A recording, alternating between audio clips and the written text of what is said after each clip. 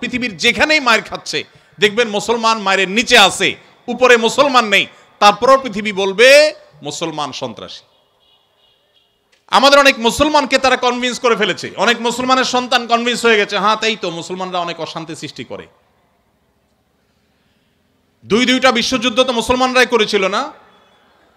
মুসলমানরা না? কত মানুষ মারা গেছে দুই বিশ্বযুদ্ধে? কত মানুষ? 100 মিলিয়নের বেশি মানুষ হত্যা করা হয়েছে দুইটি বিশ্বযুদ্ধে। মুসলমানরা করেছে। মুহাম্মদ সাল্লাল্লাহু আলাইহি সাল্লাম তার আদর্শকে পৃথিবীতে প্রতিষ্ঠিত করতে গিয়ে 27টি যুদ্ধে তাকে সশরীরে অংশগ্রহণ করতে হয়েছে। 27টি যুদ্ধে 27টি যুদ্ধে তিনি অংশগ্রহণ করেছেন। এই সকল যুদ্ধে যত মানুষ মারা গেছে সবগুলোর যোগফল কত জানা আছে আমাদের কারোর? মাত্র 1000 মানুষ। এর মধ্যে 600 জন বিশ্বাসঘাতকতার অপরাধে দণ্ডিত হয়ে মৃত্যুদণ্ডের মুখোমুখি হয়েছে, আর বাকি 400 মানুষ মারা গেছে 27টি যুদ্ধে। কল্পনা নয়, গল্প নয়, বাস্তব। এই জন্য বলেছি সিরাতের বই খোলেন, বিবেক খুলে যাবে। গোটা পৃথিবীতে ইসলামকে প্রতিষ্ঠা করতে গিয়ে মুহাম্মদ সাল্লাল্লাহু আলাইহি সাল্লাম 27টি যুদ্ধে অংশগ্রহণ করেছেন, সেখানে মানুষ মারা গেছে মাত্র 400।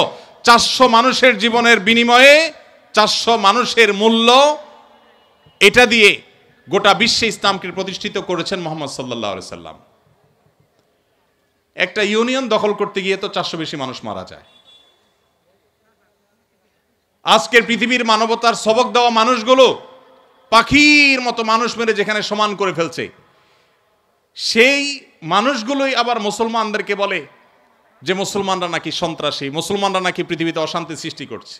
অথচ গোটা পৃথিবীর যেখানেই মার চলছে, যেখানেই যুদ্ধ চলছে, আপনি দেখবেন অস্ত্রের নিচে তাকালে দেখবেন মুসলমানের চেহারা, আর কোন ধর্মের মানুষের চেহারা আপনি দেখতে পাবেন না। সে আফ্রিকা থেকে নিয়ে বার্মা পর্যন্ত কোথাও আপনি দেখাতে পারবেন না। যুদ্ধ চলছে আর নিচে মুসলমানের চেহারা নাই, একটা জায়গা দেখাতে পারবেন না। এত কিছুর পরও মুসলমানকে গালি শুনতে হয়। ভাইরা আমার, তো মুহাম্মদ সাল্লাল্লাহু আলাইহি সাল্লাম তার জীবন ছিল সবচেয়ে বেশি কষ্টের, সবচেয়ে জর্জরিত। এখনো মুসলমানরা সবচেয়ে শান্তিকামী, তারপরও তাদের সবচেয়ে বড় ব্লেমটা হজম করতে হয়, সবচেয়ে বড় মিথ্যা অভিযোগ তাদের উপরে করা হয়। অথচ মুসলমানরাই হলেন পৃথিবীর সবচাইতে শান্তিকামী, সবচাইতে শান্তিকামী।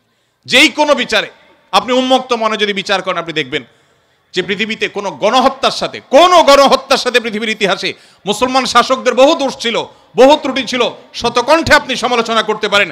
আজকের বিশ্বের মোড়লরা যেভাবে গণহত্যা করছে, পাখির মতো নির্বিচারে মানুষ মারছে ফিলিস্তিনের মাটিতে, আজকে পৃথিবীর বিভিন্ন প্রান্তে তারা যেভাবে মানুষ খুন করছে, সেই মানুষগুলাই যখন কোনো ভিডিও ফুটেজে দেখেন ফেসবুকে, ইউটিউবে, তারা হেলিকপ্টার নিয়ে তাদের সেনাবাহিনী গিয়ে একটা গর্তে, কোনো একটা ড্রেনে কোনো কুকুর ছানা পড়ে গেছে, একটা বিড়ালের ছানা পড়ে গেছে, সেটা উদ্ধার করার জন্য তারা লেগে গেছে, আপনি তখন বলছেন ওয়াও, কত মানবিক তারা। সেই তারা যখন কুকুরের জন্য বিশাল বড় হসপিটাল করছে, আপনি বলছেন কত মানবিক তারা। অথচ এরাই নির্বিচারে পাখির মতো মানুষ হত্যা করছে। এবং অনেক সভ্য দেশ আছে যেই দেশে শুধু ফিলিস্তিনি নির্যাতিত ফিলিস্তিনিদের পক্ষে পতাকা নিয়ে আপনি রাস্তা বের হবেন, রাষ্ট্রের আইন অনুযায়ী আপনি অপরাধী বিবেচিত হবেন। এখনো আছে, এই সভ্য পৃথিবীতে আছে। তো যাই হোক, প্রিয় নবী সাল্লাল্লাহু আলাইহি সাল্লাম যে দিন রেখে গেছেন, এখানে মুসলমান কোণঠাসা থাকবে, এটাই স্বাভাবিক। আমার কথা গেছিল সেখান থেকে যে অনেক বন্ধু বলে কেন মুসলমানরা এত মায়ের খাচ্ছে যদি ইসলাম সত্য হয়। হ্যাঁ, ইসলাম সত্য যে তার প্রমাণই এটা যে মুসলমানরা মায়ের খাবে। মুসলমানরা কখনো জুলুম করবে না, জুলুমের শিকার হতে পারে, মুসলমান কখনো জালিমের আসনে যাবে না। ব্যক্তিগত পর্যায়ে মুসলমান জালিম থাকতে পারে, সামষ্টিকভাবে, সামগ্রিকভাবে বিশ্ববাসীর উপরে জুলুম এটা ছড়িয়ে দিবে, জুলুমের স্টিম রোলার চালাবে মুসলমানরা সামষ্টিকভাবে, এটা কোনোদিন হয়নি, ইতিহাসে কোনোদিন হবেও না। অতএব যারা মনোবেদনায় আছেন, কষ্টে আছেন, বিপদে আছেন, ভেঙে পড়েন যে এত বিপদ কেন, তারা নিজেদেরকে অনেক সময় মনে করেন যে আমি অপরাধী। না, এটা বরং সান্ত্বনার ব্যাপার। যে যত ইমানদার হবে তার জীবনে যত পরীক্ষা আসবে, তার থেকে তত কষ্ট করতে হবে এবং কষ্টের মধ্য দিয়ে পার হতে হবে। ইমানদারের সাফল্য হলো যে যত কষ্টই হোক না কেন, একভাবে না একভাবে কষ্ট শেষ হবে। কোনোভাবে যদি শেষ না হয়, মৃত্যুর মাধ্যমে শেষ হবে, এরপর যদি আল্লাহ তাআলা আমাকে জান্নাত অফার করেন, যে বান্দা তুমি অনেক কষ্ট করেছো, তোমাকে আমি জান্নাত অফার করছি, তাহলে আমার সারা জীবনের কষ্টের বিনিময়ে অনন্তকালের জান্নাত পেয়ে গেলে এটা নিশ্চয়ই লাভজনক ডিল। ভাইরা আমার, দুঃখ বা কষ্টে যখন থাকি তখন আমরা সাধারণত এই বিষয়গুলোকে এভাবে অনুভব করতে পারি না, একটু কষ্ট হয়। যখনই আমি দুঃখে পতিত হব, আমাদের নবীজির কথা স্মরণ করব, যে তার চাইতে দুঃখে কেউ ছিল না, সবচেয়ে কষ্টে ছিলেন, কিন্তু তার চাইতে সাকসেসও পৃথিবীতে কেউ ছিল না। ইন্টারেস্টিং বিষয়, সবচেয়ে দুঃখী মানুষ সবচেয়ে সফল মানুষ। কি অর্থে সফল? ওই যে তার মিশনকে তিনি সবচেয়ে ভালোভাবে বাস্তবায়ন করেছেন। প্রথম এবং দ্বিতীয় বিশ্বযুদ্ধের মধ্যে 100 মিলিয়ন মানুষ হত্যা করতে হয়নি। তার আদর্শকে তিনি পৃথিবীতে অত্যন্ত চমৎকারভাবে প্রতিষ্ঠা করে গেছেন, সবচেয়ে শান্তিপূর্ণভাবে, সবচেয়ে কম মানুষের জীবনের মূল্যের বিনিময়ে।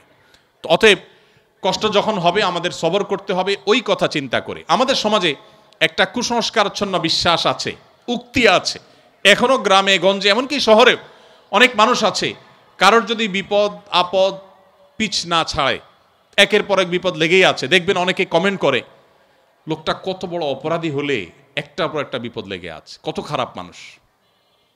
অথচ একটার পর একটা বিপদ লেগে থাকা এটা মানুষের খারাপ হওয়ার কোনো প্রমাণ নয়। একটা মানুষ ফেরেশতার মতো ভালো মানুষ হয়েও তার উপরে বিপদ হতে পারে, বরং কখনো কখনো লাগাতার এবং ধারাবাহিক বিপদ এটা তার সততার, আল্লাহ ভীরুতার, আল্লাহর নেককার বান্দা হওয়ার প্রমাণও হতে পারে। তো এই জন্য আমরা যারা বিপদগ্রস্ত আছি তাদের জন্য সান্ত্বনা হলেন নবী করিম সাল্লাল্লাহু আলাইহি সাল্লাম। আল্লাহ আমাদেরকে ধৈর্য ধারণ করার তৌফিক দান করুন। নিজের সাথে খারাপ কিছু হলে মনে প্রশ্ন তৈরি হয়, কেন আমার সাথেই এমন হলো, আমি কি দোষ করলাম? সেক্ষেত্রে আল্লাহকে এই ধরনের অভিযোগ দেওয়ার মতো পাপ করা থেকে কিভাবে বাঁচব, কি কি করলে নিজের কষ্ট দূর হবে?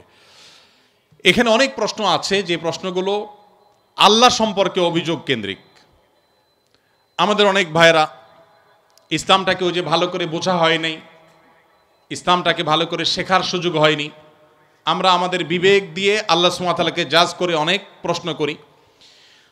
অনেক সময় আমাদের এরকম মনে হয় যে এত মানুষ থাকতে আল্লাহ আমাকেই বা কেন বিপদ দিলেন। একটু আগে যে প্রশ্নের উত্তরে আমরা বলেছি আল্লাহ তাআলা সবচেয়ে বেশি বিপদ দিয়েছেন তার রাসূলদেরকে, তার নবীদেরকে। তাহলে কি আল্লাহর নবী এবং রাসূলদেরকে আল্লাহ অপছন্দ করতেন? নাউজুবিল্লাহ। তাহলে কাউকে বিপদ দিয়ে তাকে যদি ভালো কিছু, তার চেয়ে ভালো কিছু আল্লাহ তাআলা দেন, তাহলে এই বিপদ নয়। কোনো ডাক্তার যদি কোনো রোগীকে অপারেশন থিয়েটারে নিয়ে যান, সব কিছু বেঁধে বুধে তারপরে তাকে কাটাছেঁড়া করার জন্য প্রস্তুতি নেন, খোলা চোখে মেডিকেল সায়েন্স সম্পর্কে মিনিমাম ধারণা না থাকা মানুষের কাছে মনে হবে যে এই লোকটাকেই কেন বেঁধে এরকম কষ্ট দেয়া হচ্ছে। অথচ বাহ্যিক দৃষ্টিকোণ থেকে এটা কষ্ট দেয়া হলেও এটা মূলত তার জন্য উপকার করা। আল্লাহ রাব্বুল আলামিন বান্দাকে অনেক সময় পরীক্ষা করেন, অনেক সময় কষ্ট দেন। বান্দা যখন সেটাকে সবর করতে পারে, হজম করতে পারে, বিনিময়ে আল্লাহ রাব্বুল আলামিন তাকে এমন জিনিস দান করেন যা সে কল্পনাও করেনি। একটি আমল আছে যে আমলের বিনিময়ে আল্লাহ তাআলা দিবেন ব্ল্যাঙ্ক চেক দিয়ে বিনিময় দেওয়ার মতো করে, হিসেব ছাড়া। একটি মাত্র আমল আছে, আর কোনো আমল নাই। যে আমল সম্পর্কে আল্লাহ রাব্বুল আলামিন কোরআনে কারিমে বলেছেন যে এই আমলটি করলে দুনিয়াতে কোনো কাজের বিনিময় যেরকম ব্ল্যাঙ্ক চেক দিয়ে দিলে আমরা মনে করি যে ফিগার তার মতো বসা নিতে পারবে, সবচাইতে বড় অ্যামাউন্টটা সে বসাতে পারবে, ঠিক একইভাবে একটি আমল করলে কিয়ামতের ময়দানে বান্দাকে আল্লাহ তাআলা হিসেব করে করে কয় ওয়াক্ত নামাজ পড়েছ, কয়টা রোজা রেখেছ, কয় টাকা দান করেছ, কয়বার কোরআন তেলাওয়াত করেছ, কয়বার তাসবিহ করেছ, এভাবে হিসেব করে করে আল্লাহ তাআলা দিবেন না। আল্লাহ তাআলা থোক ব্ল্যাঙ্ক চেকের মতো হিসেব ছাড়া দিয়ে দিবেন একটা আমলের বিনিময়ে। সে আমলটা কি? কোরআনে কারিমে আল্লাহ বলেছেন ইন্নামা ইউওয়াফাস সাবিরুনা আজরাহুম বিগাইরি হিসাব।